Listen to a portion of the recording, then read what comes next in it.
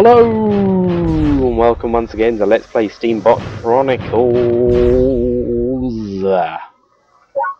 Last time we did some side quests with some orphans and some underpass men and some fossils and some museums, and at some point we gave Mr. Peregrine, that outstanding member of the community who doesn't harbour dangerous terrorists in his giant underground cavern, we gave him some blueprints that were given to us by a prostitute, of all things.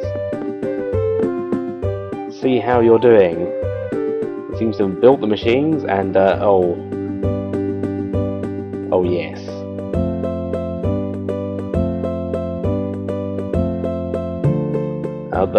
That's I've got some stock in this company, so I think it's a brilliant idea from my point of view.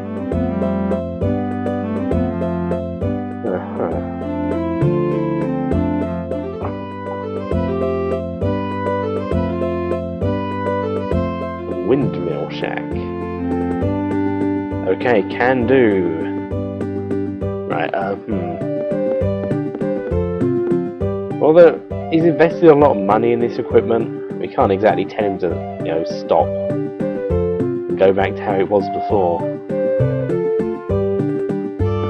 I'm sorry, weaving women, but it's just a cost of progress. Well, get rid of the silkworm caretaker. I suppose they won't be able to make enough silk on site. I don't know. I suppose I can always sell them some silk, later. I wonder if they still want to buy mulberry leaves if they're not actually, using them anymore.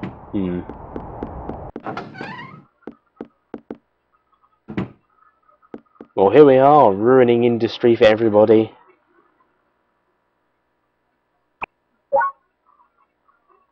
Let's not. Oh, who am I kidding? I love money. Mechanization, go! And we can't turn it off. So if we didn't do this, we'd never actually be able to go in that windmill.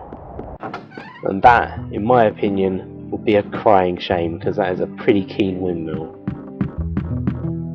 It's pretty good.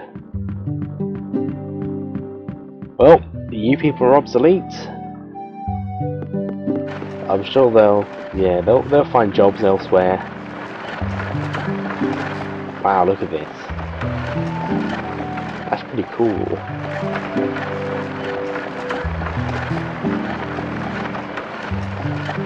I wonder if this will affect the quality of the carpets.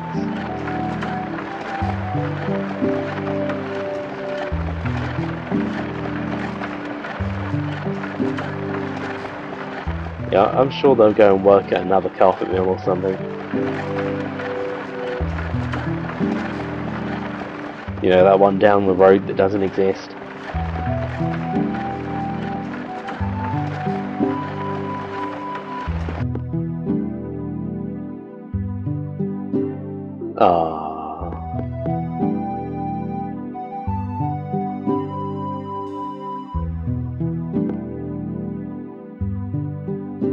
Oh yeah, you're out of a job as well.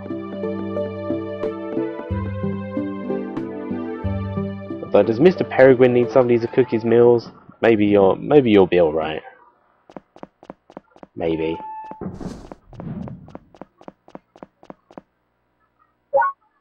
Let's get out of here. It's depressing here for some reason.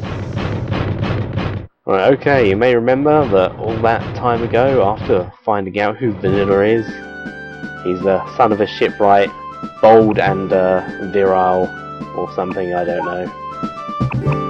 We got some waterproof parts for use in water. The water-resistant M and the float back parts, specifically. However, we're only going to equip the waterproof M for the moment. We're a bit overweight, so let's downgrade ourselves to the iron clubber. It's a bit weaker, and a bit lighter, and a bit more durable than the buzzsaw, with a bit less range. I like it though, so it'll do. We'll get something better this very episode though. Anyway, we're finally heading ourselves down to Seagull Beach to continue what we're doing. I can remember the correct way to go. Is it this way? Yeah, it's probably this way. We haven't been here for quite some time. Since the very beginning of the game, in fact, we've never actually had a need to come all the way back here. We can jump in the water here, we could do that anyway, to be honest. It's not deep enough to, you know, really cause us any problems. And there's only about 3 or 4 areas in the game where the water-resistant body M actually opens up for us.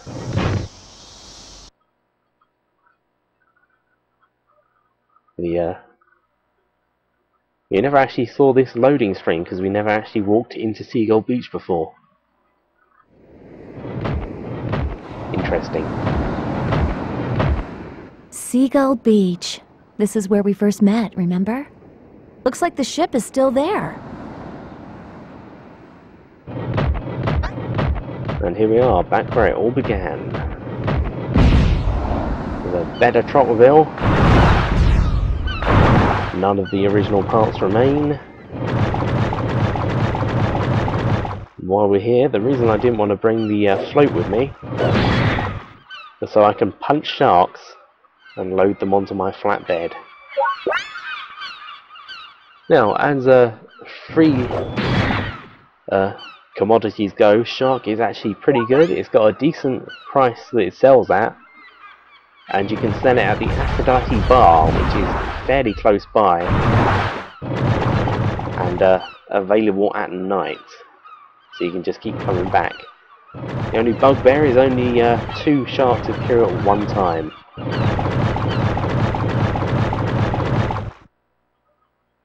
Yeah, I think you can exit the area and come back and keep doing that until you get to the maximum 8. That makes it sort of time consuming though. If it wasn't for that, they would be the best commodity in the game. We might be trading some of that later. We're going to wait until we've... I think this one is... we have a look at it. We used 3 Trottervilles in the tutorial sequence, if you remember. The regular green one, I think, is that one. The blue one with the cannon, I think, is the one that Miguel has upgraded to use as a gladiator machine. And finally, the Great Sailing, Captain Shibulet's machine, which we nick some bits of. So we can get that sailing license, in fact.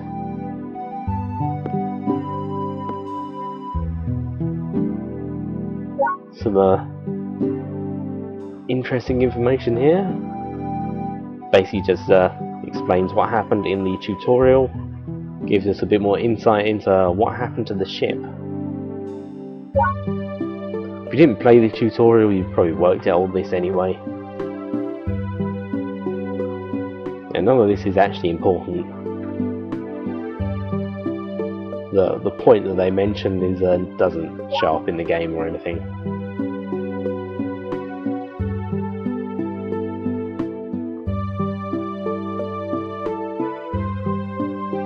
This basically just confirms our suspicions that that Trotmobile what shot that rock down might have done the ship in as well. Captain Shibulet did mention that there was an unexplained explosion in the engine room. There's a map there. I'm not sure if this actually corresponds to the shape of the world or not. I haven't actually looked at the world map for a while, but it probably does. There's a few rooms here with chests. It's a poster of Captain Shibulet. All of these places have beds in. Things are fairly well organised for a sailing vessel, really. I mean, it seems a bit square. It's supposed to be the side of the ship, isn't it?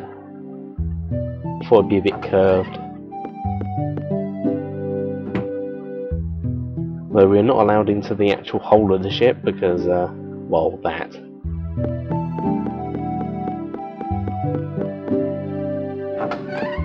Anyway, there's one more item we're interested in on the ship before we can leave it. And that is most definitely not it. The spoiled fish. Yep, the game in fact does have a third source of ruined food stuff. I think it shows up in the third dungeon, which we'll be seeing later. So something about the ship causes immense slowdown. Frame rate is incredibly choppy in here. There's nothing in this room. Let's leave it. You know, apart from the slowdown, I like this area, it's pretty cool. The Rudy ship, very nice. Wall painting. You could take that, vanilla, you could have that, nobody would care. Oh god, so slow. Here we are on deck. See, I like that bit. I like how the you can see the ship's all smashed up and everything. That's pretty nice. Overall, of all the ships we've been on in the game, this is probably my favourite. Mainly because we don't have to play a concert on this one. Anyway, that was the Trident Arm. It's a pretty cool weapon. We'll be using that later. Right, okay, now we've completed this part, we want to return to New Haven and give that sailing license to Captain Steambot Let. Unfortunately, we're not going to be able to do that this episode because we've still got stuff to do. We've got many more places and things to visit before we head all the way back there. Well, this is interesting. It's the shack we went in at the start of the game. But there's no parking space, so we can't actually return there.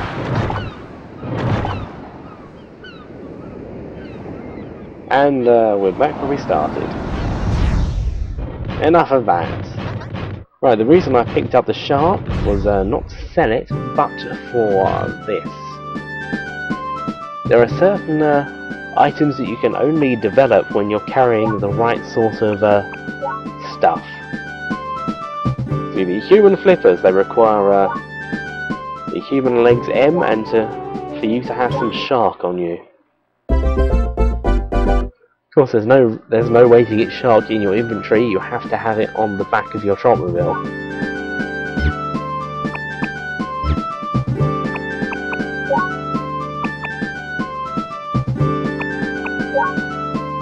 Go ahead and sort this stuff out. Put the Trident Arm on. Let's not worry about our weight for the moment. We're heading for the Vision Ranch. And the lake in particular, so we're going to want to make ourselves the fastest swimming Trotmobile this side of the Pacific. Whatever that means. The human flippers give us increased mobility in the water. And we're going to want to attach that float.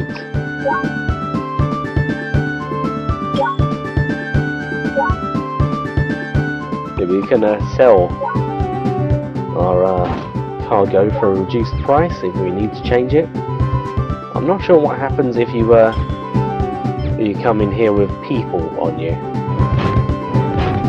Now the float actually is interesting. When you first play the game, you probably assume that you need it to go in the water at all, but no, all it does is let you boost in the water. So boosting is awesome. We want to boost all of the time. Anyway, let's get a train. While the Quail Tunnel is still blocked, so we can't go to Happy Garland, we can Go to the newly completed Vision Ranch station.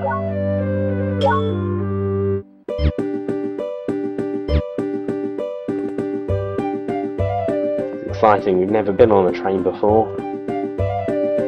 Every other time we were either too late or there wasn't enough room. Oi, come here.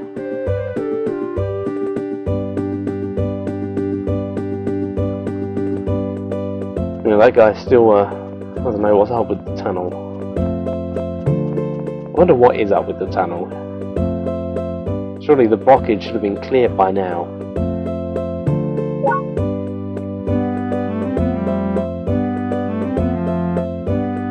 Right, off we go.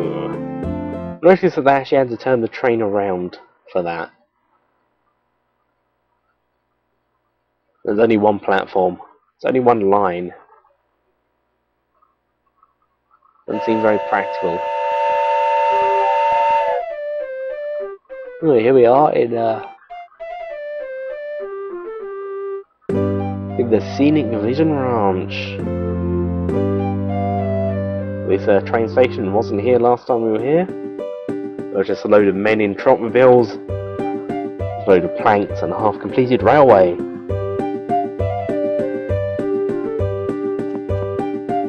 It's pretty nice though.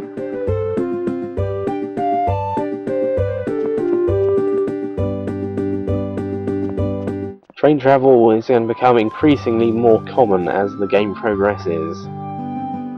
Especially when we started grinding out those fossils in Martlet Falls, we're going to want to get the train all the way back to Nephroburg.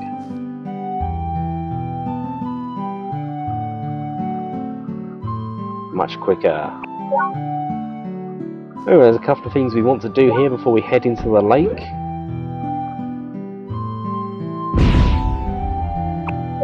First of all, we wanna wait until the morning so we can see what we're doing.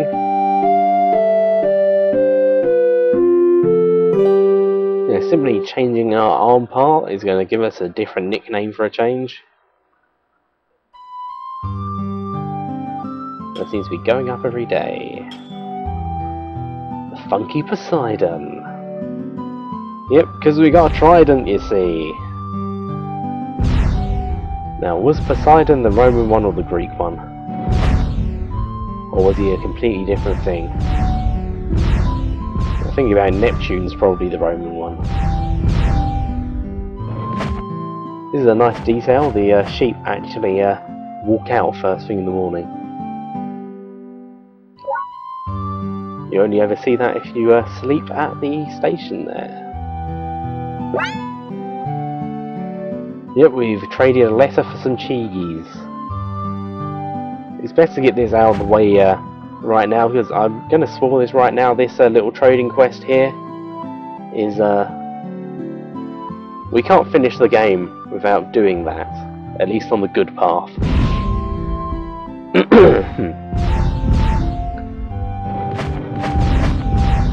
We're going to drop in on Dr. Nutmeg. Maybe we should have dropped in on Rosemary while we were in town. Maybe we'll do that next time.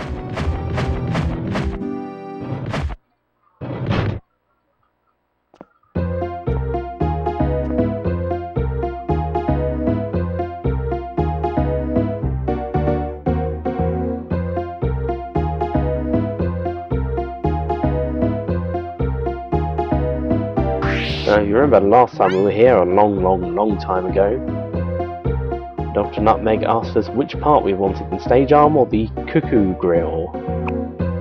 If we say that we liked it, he'll give us the other part now. We'll have a look at that, you know, in another episode.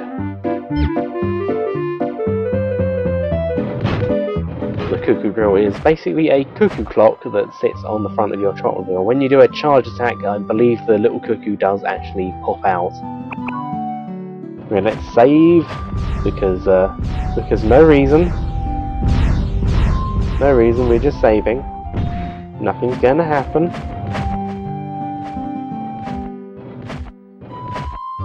Yeah, looks like Edgar and Willie, or whatever their names are still doing their silly business. We can't jump over this bit. That annoys me. Get around the fence. Well, if you remember when we visited the dock before, they mentioned that the ferry wasn't running.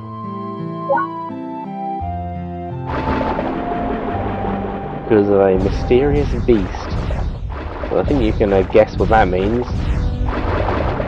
There's also confirmation that there's somewhere worth going to on the other side of this lake.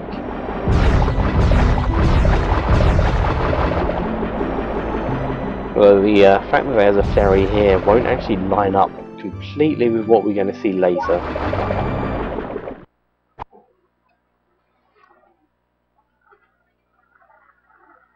And into the lake proper we go. Unidentified swimming organism. Presumably the big fish that ate the ferry. But there's no sign of any boats at all in this area. If you look across, you can just about make out the village at the other side. Presumably where the ferry headed to. There's actually nowhere else for the ferry to actually go. So it must have been between there and the village. We're going to head for this little island, but we shall be interrupted.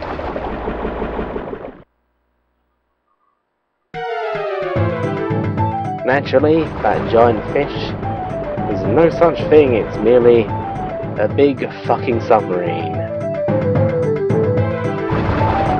I don't know. Not sure why such a gigantic submarine is needed in such a small lake. I mean, what was their plan with this thing? To steal boats? There's only the ferry here. Haven't done anything since they attacked the ferry. Anyway, this is called the Deep Discovery. It's got 3 bridges which we need to destroy. Whenever it comes up, we'll have a short time to give it some money. The 3rd bridge is the large one in the middle. It's going to be the hardest target. As you can see, the trident arm is quite similar to the drill arm. Not very durable. It will be mostly out. It's going to be a bit of a problem. So the Deep Discovery has a few attacks. He's going to slowly fill the area with explodable mines. He's also going to launch those torpedoes at us. They sort of launch up into the air and then come back down into the water. It's a bit strange. They're fairly easy to dodge. I mean, I wasn't even trying there. I didn't know where they were. The most important thing, of course, is to be right on top of it when it comes out of the water. You can stuff it full of trident. Boomerang arm is really not the best choice here. It's very slow and doesn't do a lot of damage.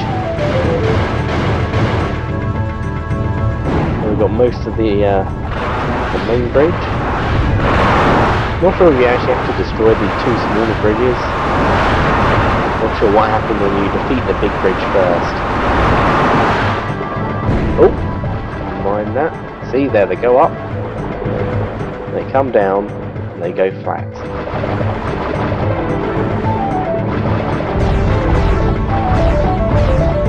Very easy to dodge.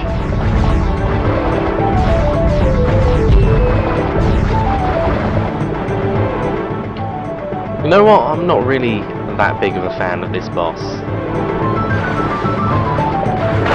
fact, any boss in general that has a pattern that decides that, oh, attack it now, oh, too late, you haven't finished. No, you gotta dodge shit for 5 minutes. Just seems boring and lazy to me.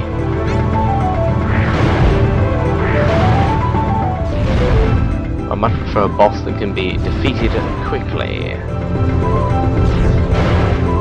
Some element of risk. Do you stay and attack for a few more times? Maybe get hit a bit. We can play it safe and attack from a distance, that sort of thing. Not. No, you've got to dodge mines. Watch out for the missiles. Maybe it will surface in a minute and you'll be able to punch it a bit. Almost done though. It's kind of sad this particular robot boss spends most of its time running away from you.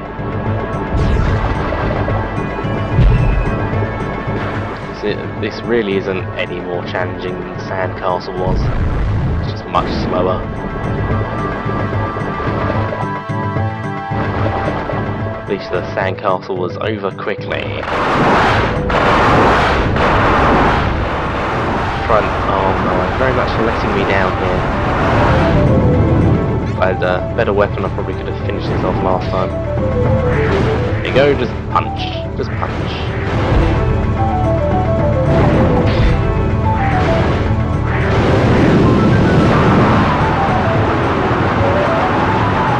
See, that confused me when I first played. I thought the game had messed up, but no, we gotta destroy these cores. There's 4 of them in total. They just swing around. Very, very easy. There's a sort of weird saw blade snake monster thing running around. I don't think I'd actually been hit by that thing once.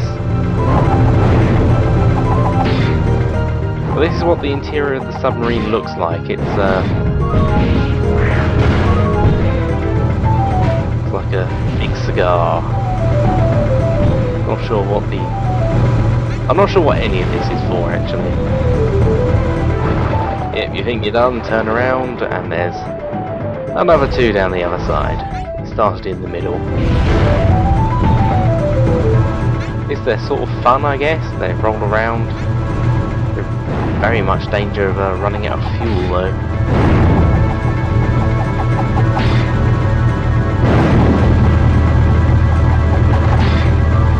I don't know if you can actually attack the snake thing.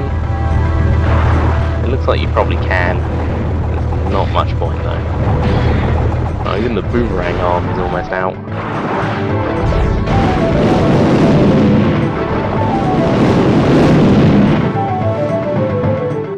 Thankfully, we're actually done.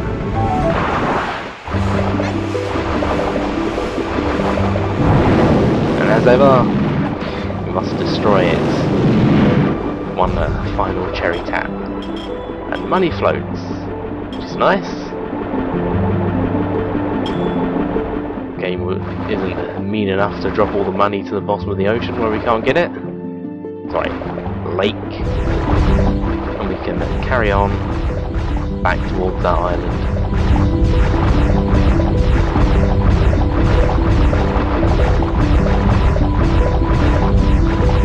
Nearly there. It's confusing, it looks like you can climb up on it, but no you can't. You have to enter via the specific bit here. And it's another sage. How many is that now? We've had the one in the oasis, the one at the falls, the one underneath the waterfall. Does that make it the 4th? Oh no, the 5th, including the lighthouse. We're only missing 2 sages now, I believe. That one was nice enough to give us a full health and fuel refill. It doesn't say anything interesting though. And let's finally head towards this village on the other side. Now, this is another place where you don't actually have to go, I don't think. Not sure we were actually ever told to go this way, but it's somewhere you can go and have a look round. There's side quests and things to do.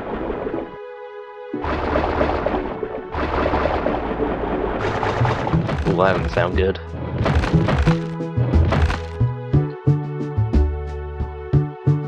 Hot dog! Whatever is that contraption? I do believe someone's riding it. You there! What is that mechanized beast? called a trotmobile. A trotmobile, eh? Who knew the outside world had become so advanced? Welcome to Mem Village. I'm afraid it has been some 10 years since we last had a visitor. Yes, welcome to Mem Village, where they haven't had a visitor in 10 years. Despite the frequent ferry service that ran, you know, until very recently when that giant submarine arrived. And that giant submarine didn't arrive 10 years ago. None of this makes any sense. I'm sure if they were to look over the lake, they would see, you know, those two brothers running up and down a hill in a trotmobile. So Marlowe has decided that he wants the railway to run here, so we've got to go and give a letter to the station master. Anyway, enough griping about how incredibly stupid this entire village is.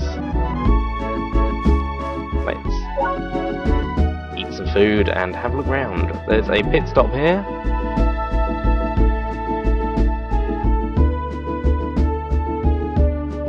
It's interesting that it's a very similar design to the other pit stops around, despite the fact they haven't got trotmobiles here. Everybody in town lives in this one building, with one exception.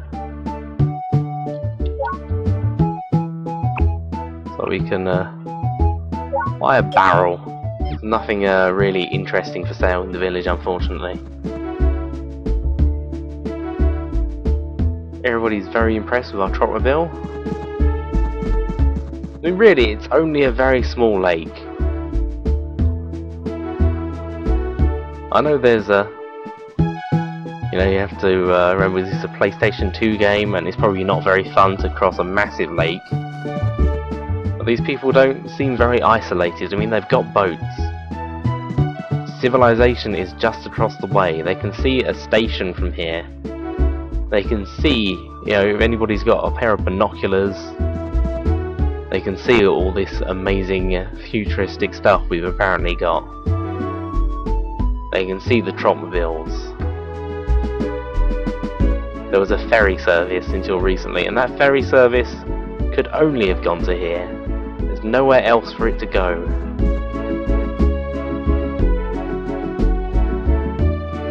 I don't know.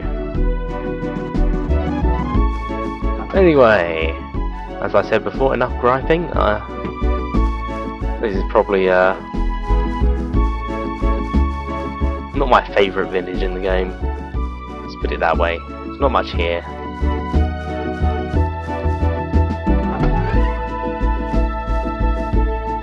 It's got nothing on Eurydica, let me tell you. Anyway, people in there mentioned Gable, who came here from civilization 10 years ago.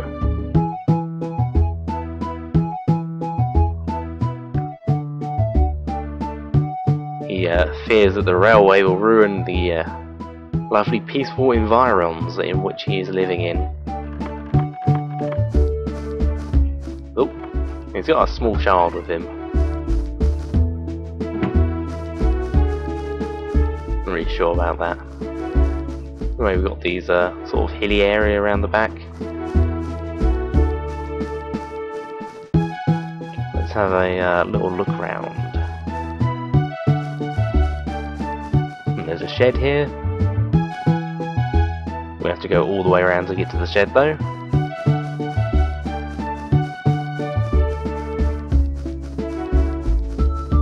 So it's sort of a crater shape, this whole area. Interesting. So I like that fence. It's a good fence. Got some pigs. As ever, they've got separate names. They make noises. That's all there is to the pigs.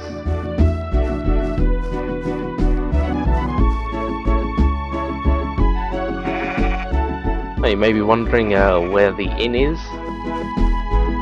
We're in it.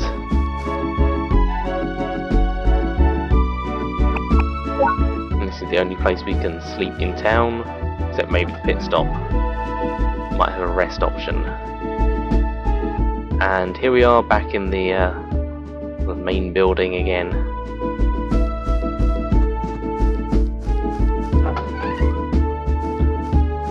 We will be coming here fairly often in the next update,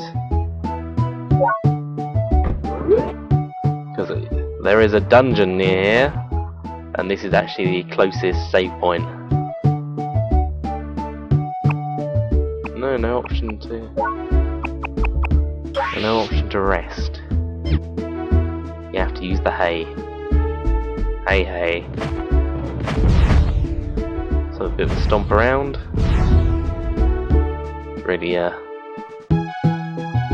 Really not much here.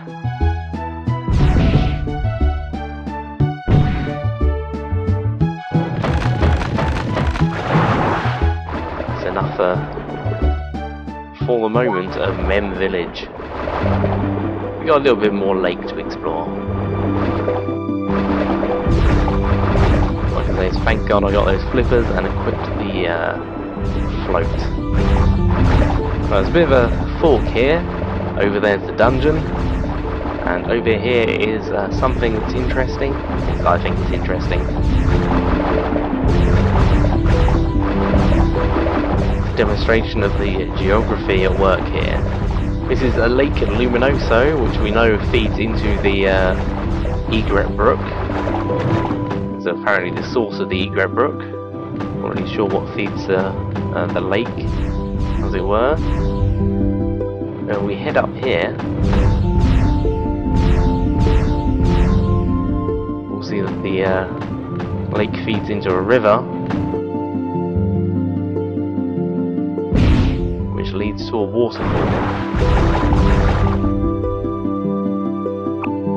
The Martlet Falls, to be specific. We don't want to go there just for now.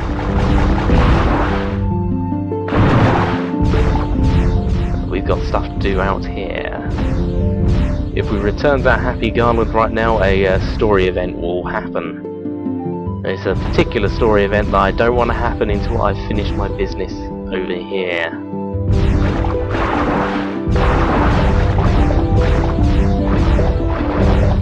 Anyway, we're going to have a brisk swim over to the dungeon. As before, if you don't feel like watching me throw robots against a wall for half an hour, skip the next update and we'll continue from where we...